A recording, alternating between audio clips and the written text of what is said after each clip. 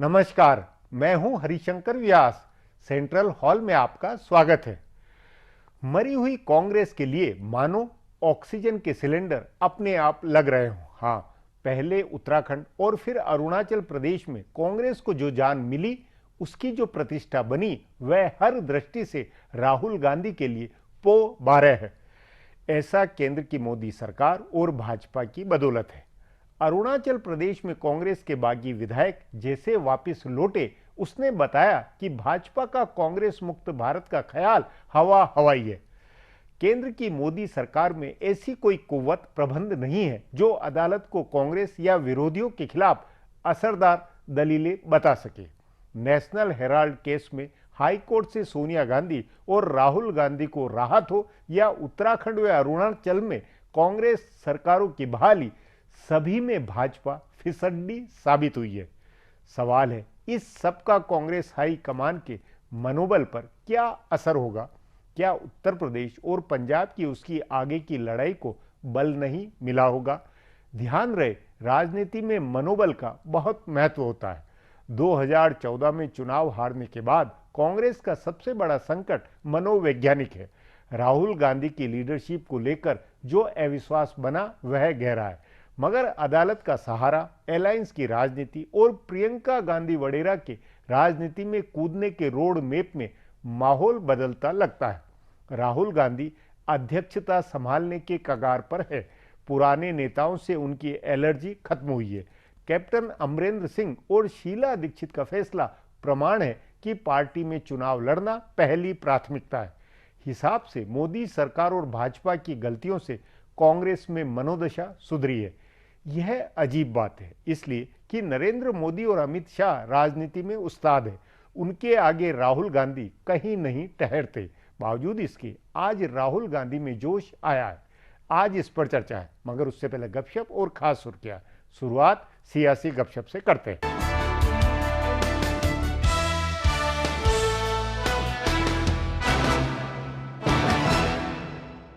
आपराधिक मानहानि के मामले में राहुल गांधी पर दिए सुप्रीम कोर्ट के निर्देश को कांग्रेस के कई नेता एक मौका मान रही हैं। उनको लग रहा है कि सुप्रीम कोर्ट के आदेश से राहुल गांधी अपने को आरएसएस के सबसे बड़े विरोधी के रूप में स्थापित कर पाएंगे। अभी बिहार के मुख्यमंत्री नीतीश कुमार ने संघ मुक्त भारत बनाने का अभियान छेड़ा है, लेकिन इस फैसले के बाद राहुल उन्हें पीछे छोड़ देंगे। कांग्रेस नेता मान रहे हैं कि सुप्रीम कोर्ट के आदेश के बाद महाराष्ट्र की भिवंडी अदालत में राहुल के खिलाफ आपराधिक मानहानि का मुकदमा चलेगा और इस बात पर बहस होगी कि महात्मा गांधी की हत्या में राष्ट्रीय स्वयंसेवक संघ का हाथ था या नहीं। कई दशक पहले भी इस पर अदालती बहस हुई है और कई आयोगों ने इसकी जांच की है। कांग्रेस का तर्क है कि संघ के इस घटनाक्रम में शामिल होने के सबूत मिले थे और तभी उस समय के गृह मंत्री सरदार वल्लभ भाई पटेल ने संघ पर पाबंदी लगाई थी। कांग्रेस के वकीलों ने पंजाब और हरियाणा हाईकोर्ट के फैसले का जिक्र किया था, जिसमें नाथूराम गोडसे के आरएसएस से जुड़े होने का जिक्र था। इसके अलावा कांग्रेस का भरोसा कम्युनिस्ट इतिहासकारों की किताबों पर है, जिसमें उन्होंने आरएसएस और हिंदू महासभा के गांधी हत्या की साजिश से जुड़े होने का संकेत दिया है। साथ ही जस्टिस जीवन लाल कपूर आयोग की रिपोर्ट के भी कुछ हिस्से कांग्रेस के नेताओं ने निकाले हैं। सो राहुल को संघ का सबसे बड़ा विरोधी बताने की लड़ाई अगले लोकसभा तक चलने वाली है। नवजोत सिंह सिद्धू एक शुरुआत है। अगले कुछ दिनों में भाजपा के अनेक बागी नेताओं का नया ठिकाना आम आदमी पार्टी बनने वाला है। दिल्ली, बिहार, गुजरात, हिमाचल प्रदेश और महाराष्ट्र के अनेक नेता आप का दामन थाम सकते हैं। क्रिकेट प्रबंधन के विवाद में अरुण जेटली से टकरा चुके भाजपा सांसद कीर्ति आजाद की पत्नी पूनम झा आजाद ने आप में शामिल होने का फैसला किया। दिल्ली के प्रवासी वोट वापस पाने की भाजपा की कोशिशों को इससे बड़ा झटका लगेगा। अगले साल के शुरू में दिल्ली में नगर निगम के चुनाव होने वाले हैं। पंजाब के बाद केजरीवाल का निशाना गुजरात है। वहां भाजपा के लिए बड़ा सिरदर्द बने हार्दिक पटेल के आम आदमी पार्टी में शामिल होने की संभावना है। पंजाब में अगर आपकी जीत होती है तो गुजरात में भाजपा से नाराज नेता और संगठन कांग्रेस की बजाय आप पर दांव लगाएंगे। हिमाचल और उत्तराखंड में भी कई नेता आपके संपर्क में हैं और सभी पंजाब के चुनाव नतीजों का इंतजार कर रहे हैं। कीर्ति आजाद के प्रति वैसे तो नीतीश कुमार और कांग्रेस दोनों का सद्भाव है, लेकिन अगर उनकी पत्नी आप में शामिल होती है तो लोकसभा चुनाव से पहले कीर्ति आजाद भी पाला बदल कर आप में जा सकते हैं। उनके अलावा बिहार भाजपा के सबसे लोकप्रिय चेहरे शत्रुघ्न सिन्हा के भी भाजपा से अलग होने की चर्चा है। अगर आम आदमी पार्टी उनको बिहार में अपना चेहरा बनाती है तो उनको भी केजरीवाल के साथ जाने में कोई दिक्कत नहीं होगी।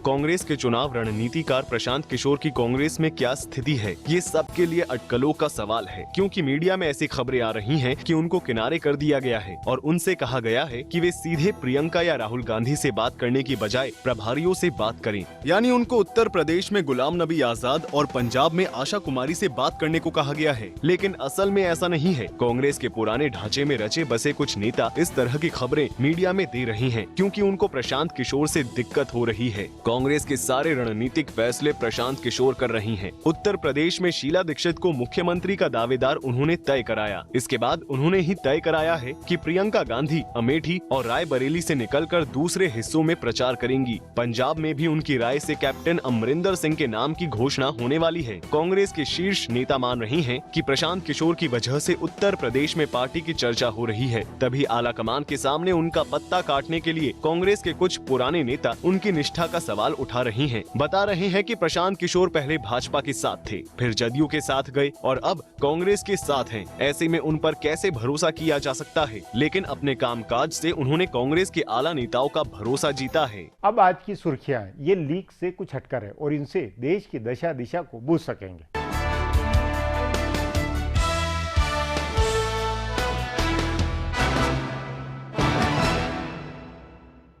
केंद्रीय गृह मंत्री राजनाथ सिंह ने गुजरात में दलितों पर हुए अत्याचार के मामले में आज संसद में जवाब दिया। उन्होंने इस घटना को दुर्भाग्यपूर्ण कहा और बताया कि गुजरात की घटना से प्रधानमंत्री नरेंद्र मोदी बहुत आहत हैं। इससे पहले आज राज्यसभा में बसपा की नेता मायावती और उनकी पार्टी के सांसदों ने गुजरात की घटना पर खूब हंगामा किया, जिससे कई बार कार्यवाही बाधित हुई। विपक्षी पार्टियों ने आरोप लगाया कि सरकार दलितों पर अत्याचार के मामले में कोई कार्यवाही नहीं कर रही है। इसके बाद लोकसभा में राजनाथ सिंह ने बयान दिया, जिसमें उन्होंने कहा कि दलितों पर गुजरात में अत्याचार हो या किसी और प्रदेश में, केंद्र सरकार हमेशा उनकी मदद के लिए खड़ी है। गौरतलब है कि गुजरात में 4 दलितों की पिटाई का एक वीडियो चर्चा में है। कहा जा रहा है कि गो हत्या के आरोप में उनके ऊपर अत्याचार किया गया। कांग्रेस अध्यक्ष सोनिया गांधी ने भी इसकी आलोचना की। कांग्रेस ने इस मामले में जेपीसी बनाने की मांग की है। उत्तर प्रदेश की पूर्व मुख्यमंत्री और बसपा प्रमुख मायावती पर भाजपा के एक प्रदेश नेता की टिप्पणी से हंगामा मचा है। उत्तर प्रदेश के भाजपा उपाध्यक्ष दयाशंकर सिंह ने मायावती के लिए अपमानजनक शब्दों का प्रयोग किया और उनकी तुलना वेश्या से कर डाली। उन्होंने उनके ऊपर टिकट बेचने का आरोप लगाया। इसका वीडियो सामने आने के बाद भाजपा बैकफुट पर आई और पार्टी के वरिष्ठ नेता अरुण जेटली ने निजी तौर पर खेद जताया। राज्यसभा के नेता जेटली ने कहा कि अपनी पार्टी के नेता के इस बयान पर निजी तौर से खेद जाहिर करते हैं। जेटली ने कहा कि वे मायावती की गरिमा को समझते हैं और उनके साथ खड़े हैं। मायावती ने इस बयान पर नाराजगी जाहिर करते हुए कहा कि भाजपा उपाध्यक्ष ने उनकी नहीं, खुद अपनी मां बहन का अपमान किया है। ध्यान रहे, उत्तर प्रदेश में अगले साल विधानसभा के चुनाव होने वाले हैं।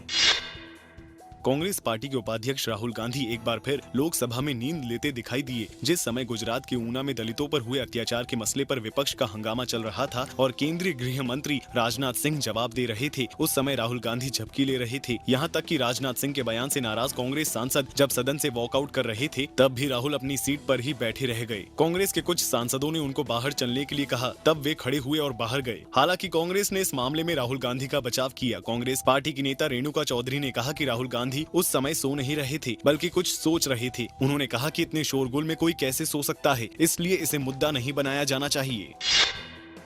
राज्यसभा के बाद आज लोकसभा में कश्मीर मसले पर चर्चा हुई। लोकसभा में कांग्रेस के मुख्य सचेतक ज्योतिरादित्य सिंधिया ने प्रधानमंत्री नरेंद्र मोदी पर निशाना साधा। उन्होंने कहा कि कश्मीर के हालात निराशाजनक हैं। सिंधिया ने कहा कि केंद्र की मोदी सरकार ने पिछली यूपीए सरकार के 10 साल के कामकाज पर पानी फेर दिया है। उन्होंने आशंका जताते हुए कहा कि कहीं सरकार कश्मीर का इस्तेमाल ध्रुवीकरण के लिए तो नहीं कर रही है। ज्योतिरादित्य सिंधिया ने कहा कि सरकार अपने नागरिकों पर हथियार का इस्तेमाल कर रही है, जबकि पहले कश्मीर के लिए अहिंसा हमारा मूल मंत्र होता था। उन्होंने कहा कि पिछले 2 साल में घुसपैठ में 65% की बढ़ोतरी हुई है। सिंधिया ने कहा कि प्रधानमंत्री ने विदेश से लौटने के बाद कश्मीर पर कोई बात नहीं की। उन्होंने तंज करते हुए मोदी से पूछा कि कहां गई वो मन की बात। फिलहाल अब एक ब्रेक है, फिर खुलासा होगा।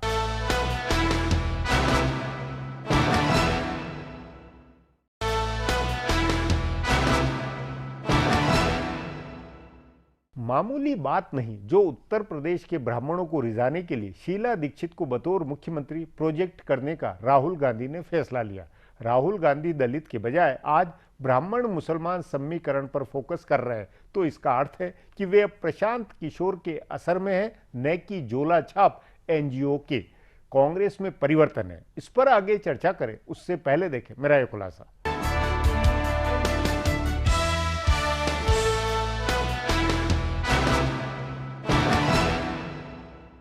इन दिनों सबसे ज्यादा चर्चा कांग्रेस पार्टी की है। उत्तर प्रदेश की राजनीति से लेकर अरुणाचल प्रदेश पर आए सुप्रीम कोर्ट के फैसले और उसके बाद हुई राजनीति को लेकर कांग्रेस की सकारात्मक चर्चा है। कांग्रेस ने पहले सुप्रीम कोर्ट में मुकदमा जीता और अपनी पुरानी सरकार बहाल कराई और उसके बाद जबरदस्त राजनीति करके भाजपा के हाथ से जीती हुई बाजी छीन ली। अरुणाचल का मामला कांग्रेस में जोश लौटने का प्रमाण है। सुप्रीम कोर्ट के फैसले के बाद अरुणाचल में जब राज्यपाल ने मुख्यमंत्री नबम टुकी को बहुमत साबित करने के लिए सिर्फ 48 घंटे का समय दिया तो कांग्रेस के कई नेता हाई कोर्ट में जाने की वकालत कर रहे थे। तब कपिल सिब्बल ने इसके लिए मना करते हुए कहा कि बड़ी कानूनी जीत के बाद एक मजबूत राजनीतिक दांव चलने की जरूरत है। इसके तुरंत बाद कांग्रेस आलाकमान ने नबम टुकी को हटाकर उनकी जगह पेमा खांडू को मुख्यमंत्री बनाने का फैसला किया। जाहिर है कि कांग्रेस ने कानूनी और राजनीतिक दोनों मामलों में भाजपा को चित किया। इसी तरह का मामला उत्तर प्रदेश का है। वहाँ भाजपा ने चुनाव अभियान काफी पहले शुरू कर दिया था, लेकिन अभी तक पार्टी यह तय नहीं कर पाई है कि उनका मुख्यमंत्री पद का दावेदार कौन होगा। उससे पहले कांग्रेस ने अपना दांव चल दिया। उसने शीला दीक्षित के रूप में एक मजबूत ब्राह्मण नेता को प्रोजेक्ट किया। इसके अलावा पार्टी ने ब्राह्मण और मुस्लिम राजनीति की, जिसका बड़ा असर हो सकता है। कांग्रेस के इस दांव से भाजपा बैकफुट पर है और उसे अपना सीएम उम्मीदवार घोषित करने में दुविधा हो गई है। अरुणाचल प्रदेश से पहले कांग्रेस ने सुप्रीम कोर्ट में मुकदमा लड़कर उत्तराखंड में अपनी सरकार बनवाई और फिर बहुमत की परीक्षा में उसे बचाया भी। उत्तराखंड और अरुणाचल प्रदेश के मामले में भाजपा का कानूनी और राजनीतिक प्रबंधन दोनों बुरी तरह फेल हुआ। अरुणाचल प्रदेश में भाजपा का नेतृत्व कांग्रेस के बागी विधायकों को अपने साथ जोड़े नहीं रख सका, तो उत्तराखंड में भी कांग्रेस को बाहर से समर्थन देने वाले विधायक उसके साथ ही बने रहे, जिससे हरीश रावत की सरकार बची। तभी कहा जा सकता है कि कांग्रेस आज 2014 के मुकाबले बेहतर मनोवैज्ञानिक स्थिति में है। कई राज्यों में हुए उपचुनावों और नगर निकायों के चुनाव में कांग्रेस का प्रदर्शन पहले के मुकाबले बेहतर हुआ है। संसदीय राजनीति में भी कांग्रेस ने बहुत हद तक अलग थलग होने के बावजूद कांग्रेस ने सरकार को मजबूर किया है कि वह उसके हिसाब से अहम विधेयकों में फेरबदल करे। अब सब कुछ अगले साल होने वाले विधानसभा चुनावों पर निर्भर करेगा। कांग्रेस ने इन राज्यों में अपने को झोंका है। उसने जोखिम लेकर प्रियंका गांधी को चुनाव प्रचार में उतारने का रोड मैप बनाया है। इससे भी कांग्रेस की गंभीरता जाहिर हुई है। राहुल गांधी पार्टी का अध्यक्ष बनने वाले हैं और कांग्रेस के नेता मान रहे हैं कि इससे पार्टी कार्यकर्ताओं में जोश लौटेगा। उनको नेशनल हेराल्ड मामले में राहत मिली तो वे आरएसएस की ओर से दायर मानहानि के मामले में मुकदमे का सामना करने को तैयार है। इससे जाहिर होता है कि कांग्रेस नेतृत्व का खोया हुआ मनोबल लौटा है। तभी पार्टी अपने को मजबूत करने और क्षेत्रीय पार्टियों के साथ भाजपा विरोधी मजबूत गठबंधन बनाने की राजनीति कर रही है। अब एक ब्रेक है, उसके बाद कांग्रेस की नई दशा पर चर्चा करेंगे।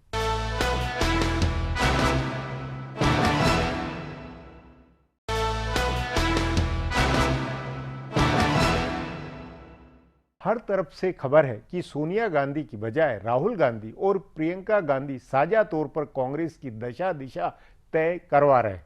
राहुल गांधी ने अपने आप को बदला है और यह उत्तर प्रदेश के उनके बने रोड मैप से जाहिर है। सवाल है, कांग्रेस आगे बसपा को अलायंस के लिए पटा सकेगी? इस पर चर्चा के लिए आज मेरे साथ वरिष्ठ पत्रकार वेंकटेश केसरी है।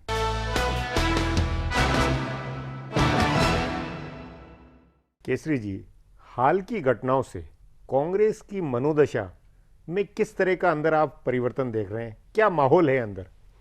व्यास जी, 2 साल कांग्रेस के लिए बहुत बुरे रहे, लेकिन ये जो 3 स्टेट्स में कुछ डेवलपमेंट हुआ है वो है, पहले उत्तराखंड जो उनकी सरकार जा रही थी, बाद में अरुणाचल प्रदेश सरकार गई थी, आ गई, और तीसरा यूपी में जब कांग्रेस आज भी चौथे नंबर पे है, लेकिन कहीं ना कहीं कांग्रेस को लग रहा है कि उनको स्पेस मिलेगा, क्योंकि ये जो 3 बड़ी पार्टियां हैं, भाजपा, बसपा और समाजवादी पार्टी, उसमें तीनों में से अंदर एक ना कोई कमज़ोर हो जाएगा और फिर कुछ नया समीकरण बनेगा।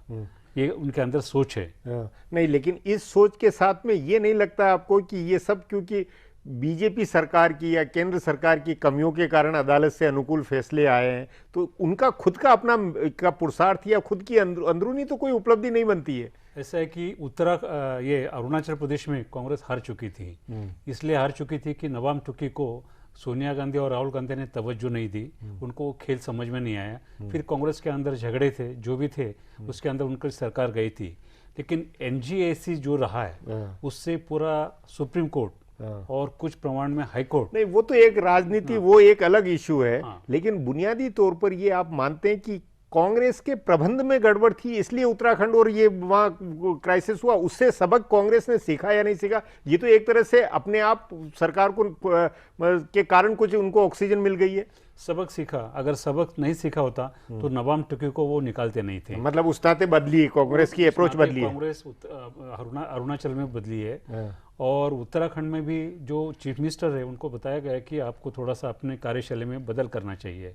ये बात सच है कि यहाँ जैसा कि पहले कांग्रेस अपोजिशन की सरकार गिराती थी, लेकिन यहाँ कांग्रेस के अंदर ही झगड़े शुरू हुए। उसका फायदा जो भी सामने वाला जो पक्ष है वो लेता है, लेकिन कहीं ना कहीं कोर्स करेक्शन जो होता है वो कांग्रेस में दिखाई दे रहा है। आपके अनुसार राहुल गांधी की पकड़ कैसी बन गई है?